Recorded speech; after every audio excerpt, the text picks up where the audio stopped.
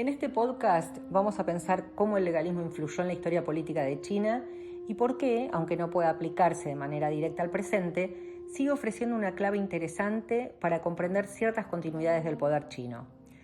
Lo primero que hay que considerar es que el legalismo surge en el periodo de los reinos combatientes, un momento en el que la antigua orden Zhou ya no alcanzaba para sostener la autoridad política. Los estados competían entre sí por territorio, población, recursos, impuestos y capacidad militar. En ese contexto, los viejos vínculos aristocráticos, los ritos y las jerarquías heredadas empezaban a resultar insuficientes para organizar el poder.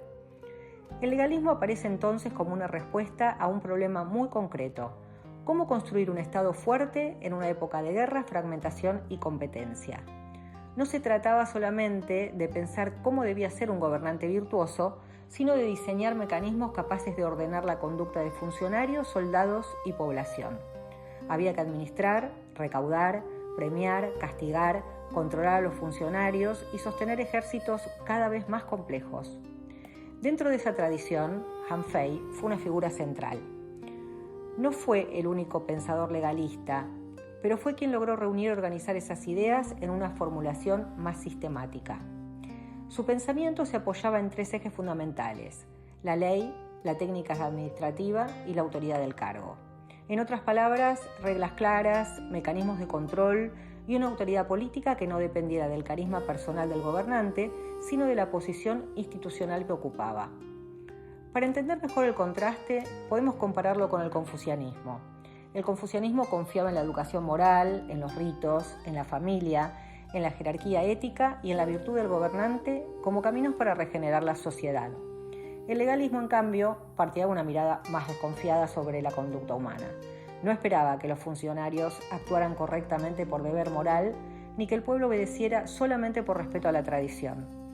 Los legalistas piensan al hombre movido por intereses, beneficios, temores y conveniencias. Por eso, el Estado no podía descansar únicamente en la virtud. Necesitaba instituciones, leyes, premios y castigos previsibles. Podríamos decir que para el legalismo la pregunta central es: ¿cómo se gobierna cuando la virtud no alcanza? Pero el legalismo no es simplemente una doctrina de castigos ni una defensa de la crueldad. Es una corriente de pensamiento político que se pregunta cómo lograr que el Estado funcione aún cuando los intereses compiten, los funcionarios engañan, la información se manipula y la autoridad se fragmenta. Desde esta perspectiva, gobernar no significa confiar en la buena voluntad de las personas, sino construir un sistema capaz de ordenar comportamientos. Por eso Han Fei insiste tanto en la necesidad de leyes claras, públicas y aplicables. Si las leyes se aplican según la cercanía personal, nadie obedece de verdad. Si los funcionarios pueden ocultar información, el gobernante queda ciego. Si los premios y castigos son arbitrarios, el Estado pierde autoridad. La política, para Han Fei, no debía organizarse sobre afectos, prestigio familiar o tradición ritual, sino sobre reglas impersonales y técnicas de control. Esta idea puede sonar fría, pero en su momento histórico tenía una lógica coherente. En un mundo de guerras constantes, el Estado que no lograba centralizar el mando podía desaparecer. Si el poder se dispersaba, el Estado se debilitaba. Si los funcionarios actuaban como grupos autónomos, la autoridad central perdía capacidad de decisión. Por eso, el legalismo defendía una administración fuerte, jerárquica y disciplinada. Durante la dinastía Qin, estas ideas alcanzaron una enorme importancia política. Qin Shi Huang, el primer emperador, unificó China en el año 221 a.C. y consolidó un poder centralizado. Bajo los Qin se impulsaron medidas asociadas al legalismo: la abolición de privilegios feudales, la organización del territorio mediante una administración central, la estandarización de pesos y medidas y escritura, la imposición de leyes estrictas y la construcción de una burocracia capaz de gobernar un territorio enorme. Sin embargo, el modelo Qin también generó rechazo. La dureza de sus métodos, la presión fiscal, los trabajos forzados y la represión hicieron que la dinastía durara muy poco. La tradición china posterior, especialmente desde una mirada confuciana, criticó fuertemente el legalismo y lo asoció con el autoritarismo y la crueldad. Pero sería un error pensar que el legalismo desapareció por completo. Aunque no sobrevivió como doctrina oficial pura, muchas de sus preocupaciones siguieron presentes en la historia imperial china. Durante siglos, China habló el lenguaje moral del confucianismo, pero conservó prácticas administrativas que pueden leerse en clave legalista: centralización del poder, burocracia jerárquica, control de funcionarios, registros, sanciones, evaluación del desempeño y preocupación constante por la unidad territorial.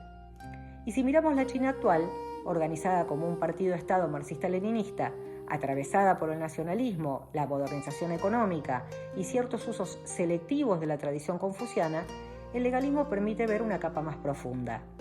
No explica todo y no debe usarse como una continuidad mecánica desde la antigüedad hasta hoy, pero ayuda a entender una sensibilidad política persistente. La idea de que el orden se protege mediante autoridad central, disciplina administrativa, control de cuadros, planificación y neutralización de poderes rivales. Entonces podemos preguntarnos, ¿qué queda hoy del legalismo en China? Tal vez no quede una doctrina aplicada literalmente, pero sí una forma de pensar el poder. Queda la sospecha de que la moral por sí sola no ordena a la sociedad. Queda la idea de que los funcionarios deben ser controlados. Queda la preocupación por evitar la fragmentación del Estado. Y también queda la convicción de que la estabilidad política y la unidad territorial son objetivos superiores frente a los intereses particulares. Han Fei incomoda porque obliga a mirar el lado menos idealista de la política, no la política como virtud, sino la política como organización del mando, no la confianza en la bondad, sino la construcción de instituciones que funcionen incluso cuando las personas actúan por interés. Y tal vez por eso su pensamiento sigue siendo relevante, porque plantea una pregunta que atraviesa la historia china y también muchas de las discusiones políticas actuales. Frente al confucianismo, el legalismo pregunta ¿qué pasa cuando falla la moral? Frente a la China actual, ofrece una clave de lectura que no explica todo, pero ayuda a comprender por qué la centralización, la disciplina, la estabilidad y el control siguen siendo palabras fundamentales en la historia política china.